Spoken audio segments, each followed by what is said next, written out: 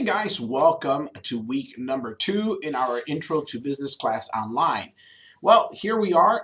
Normally, I will try to get this video out as soon as possible in the beginning of the week.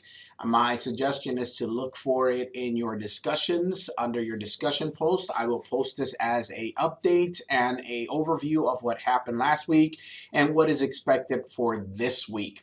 So last week, as you all know, you had a few things in line. That folder should have closed out, but you had your syllabus quiz that was due by Sunday, which was yesterday.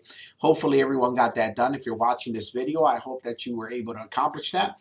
And then we started right away. I mentioned that this class does not slow down. It just keeps going and it goes quick.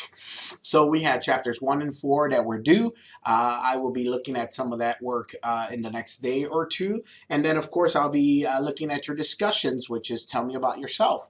That should have been a pretty straightforward week, should be used to what we are going to be looking at on a weekly basis. So week number 2 should open up, which is this one here. We are working on chapters 5 and 6. We're talking about the world of entrepreneurship and small business. I think you're going to see some of the impressive things that small businesses have done in our economy. Small businesses are a huge part of our everyday world, what we do and how we do it. One of the big surprising factors is when people talk about small business, they think about mom and pop shops, but they don't realize that anything under 500 employees are small businesses. So when we talk about small business, we're not just talking about the storefront or the little restaurant that mom and pops and runs with their kids. We're also talking about big companies that are employing a lot of people. Most people in the United States are employed by what we consider a small business.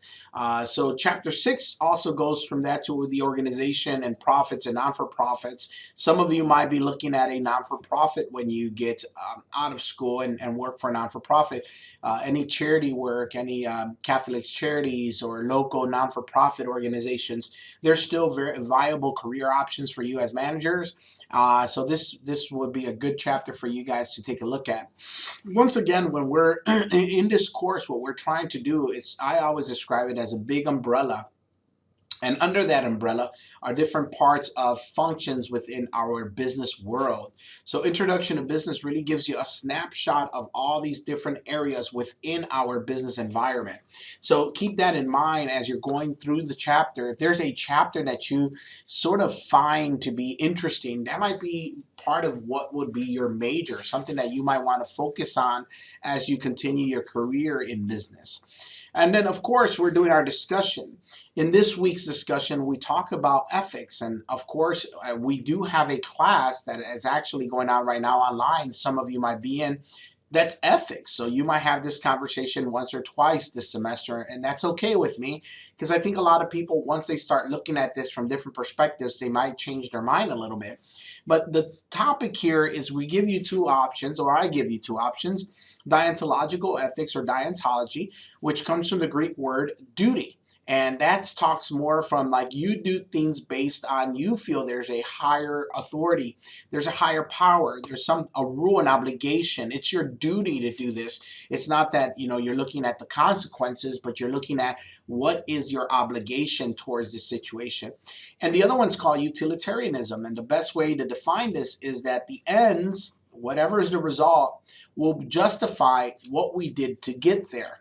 Now, there's hundreds and hundreds of different topics that we can look at. And what I'm trying to do here is for you to identify yourself and where you make decisions. And some of us are clearly saying, you know what, I do believe that I am a deontological ethics type of person, which is perfectly fine. No one's judging.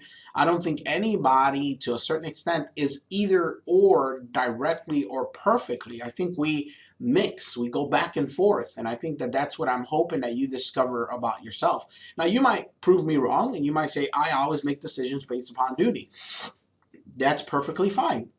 One of the things I do in class with our ethics class is I ask the question, is it ever right to lie? Is it ever right to deceive someone? And people who lean more deontological will obviously say absolutely never right to lie. It's wrong, it's sin, it's no good, lying is bad, Period. Point blank. Lying is lying. It's never good. But then that same person will go and tell their child that Santa Claus is real and deceive them on a reality of a person that doesn't exist, and that the tooth fairy is real. And then they go, wait a second. No, that's not lying. That's bending the truth. Well, it's still a lie, and deontological ethics will say that's not good. So there's never a true, pure deontological ethics believer. I think that there's a mixture. There's sometimes where we do go into utilitarianism. But when you see the video, you'll see the different perspectives. I want you to really analyze yourself and say, which way would I go and why would I make this decision? One of the big arguments in utilitarianism is, would you kill an innocent child to save 1,000 people? Would you kill an innocent child to save 1,000 people? Now, I hope you're not like one of my previous students who asked, was the child a good-looking child? Of course, that was a joke. But either way, I hope you understand what we're trying to get to here. We're trying to get your mind to start thinking about what your perspective is on this. I think that's about it for this week, guys. I'm looking forward to meeting and reading you guys information. Registration week has started today, so in about 6 minutes my phone's going to go nuts. My office is going to be full of people ready to register. If you are a student returning for the spring of this year, you need to call or register or sign up with one of your advisors to get yourself on a list. I will be teaching different classes. If you're interested in taking one of my classes, I will post that in your announcements, which will be right here, and then you could ask your advisors. That's also where the schedule for all your advisors are. If you're out of the Catoosa or Walker campus, Miss Beam is your advisor and her schedule is here. You click on that, takes you right to making a schedule on hers. If you are part of the Whitfield campus, Dalton area, that would be me. That would be my schedule. And Gordon, Floyd, and Polk, that'll be Dr. Pickern. So you click on that.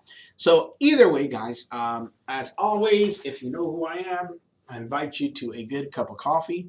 There's my Dunder Mifflin, World's Best Boss. Any Office fans out there, tell me your favorite episode. Let me know what you think. One of my favorite episodes in The Office is ethics, the ethics video. So I think it was hilarious. I thought it was awesome. But anyhow, guys, you're welcome to visit. Come by, say hi, talk to me. I'm at the Dalton campus. Have a wonderful week. We will talk to you all soon.